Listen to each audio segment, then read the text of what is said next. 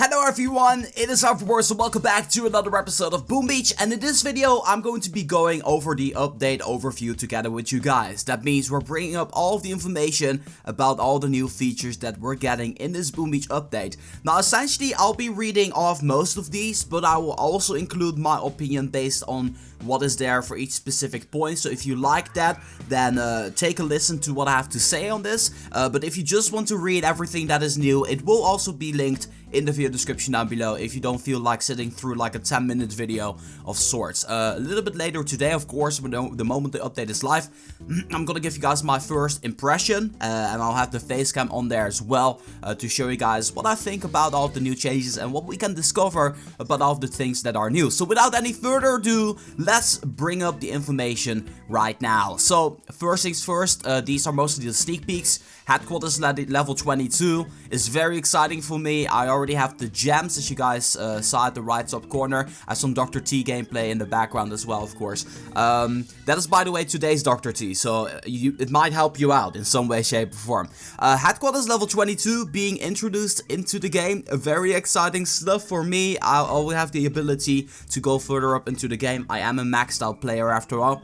Then Armory level 22 brings new upgrades for troops and the gunboat abilities. The only troop that doesn't get an upgrade will be the Scourger. So this is like a little bit of inside information for you guys. Statue storage allows you to storage new statues before they're placed inside of the base. Be careful, you cannot store statues once they have been placed. So if they are in your base, the statues are in your base, you cannot put them in the storage. It only needs to be new statues you literally just made. Ranks. There's going to be a rank system, of course. The higher your rank, the better daily rewards will be. There's this one question that a lot of people actually did ask, and that was, is the supply chest gonna make it that the daily reward is going to be gone? The little boat that arrives every single morning? No, that is not the case. Supply chest and the resource reward are two separate things, and they will both be in the game. So you're literally going to be getting extra rewards based on your rank. So get those ranks up. By the way, speaking on the subject of ranks, I'm launching my Road to Marshall 3 series soon, in which I'm going up to 1,000 medals in order to see what we're going to be getting in there. Should be pretty exciting, and I made some adjustments to my statues. So if you're interested in that, then be sure to stay on the lookout for that. Then supply chests, we already talked about that. 5 victory points, you just literally gain them. It doesn't matter if you lose your medals or not. If you gain them at a certain point, you're going to be getting that reward every 24 hours. So these are the sneak peeks. Then, improvements, because there's a couple of them as well. Colonel Gearheart will now allow 5 attacks instead of 3. Now this is something that makes Colonel Gearheart a little bit easier, far more forgiving for sure.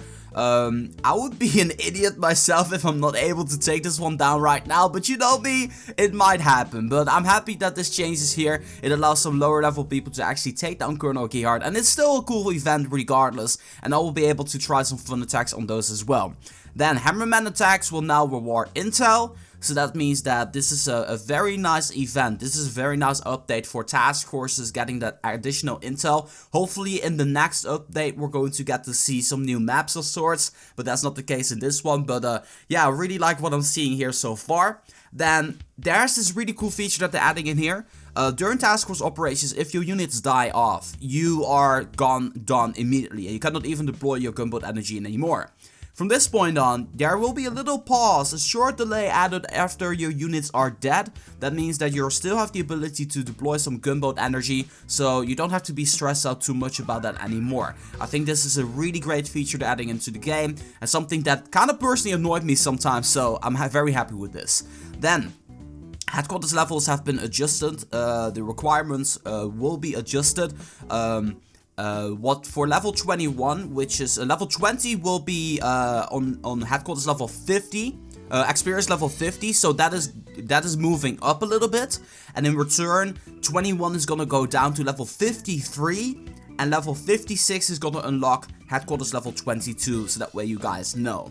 Also, this is something that I put in my idea video, so I'm very happy that this one gets added into the game. You now have the ability to put base notes on player bases on the archipelago. So on your map, you can actually, literally just like the task force attacks, can make notes about how you can take down the base, or what attack strategy you should be using for that one, and so on and so forth. That's gonna be a lot of fun, I love that. Then base layouts, if you tap the headquarters, you can make a new base. You can have 6 bases, up to 6 bases if you're HQ level 20. You can now add layout names. You can name the base a certain name. So you can make it anti-Hammerman, or you can make this one trophy pushing, or you can make this one the beach base. Like whatever you want to be naming it, that's gonna be there. That's really exciting. Then another thing that I really like, that was also an update video. Replays can now be paused and can be played at half speed.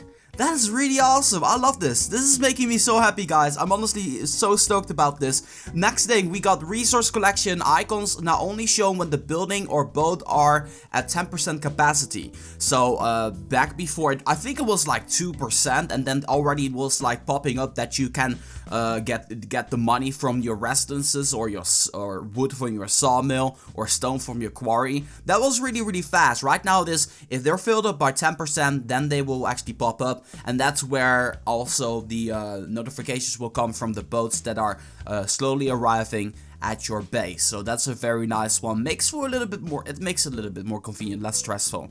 Then task for search improvements. Honestly, got no idea what that is. They probably optimized it, and they will keep optimizing that. So that's pretty cool. Then chat improvements. So this one really is nice for task force. You will now have the ability to pin messages at the top, I think. So that means if you have a message like attack this specific location, make sure you get this amount of intel, it will be pinned at the top for your leadership. So that way every single member who opens up the chat will be able to see the message, and that's very nice.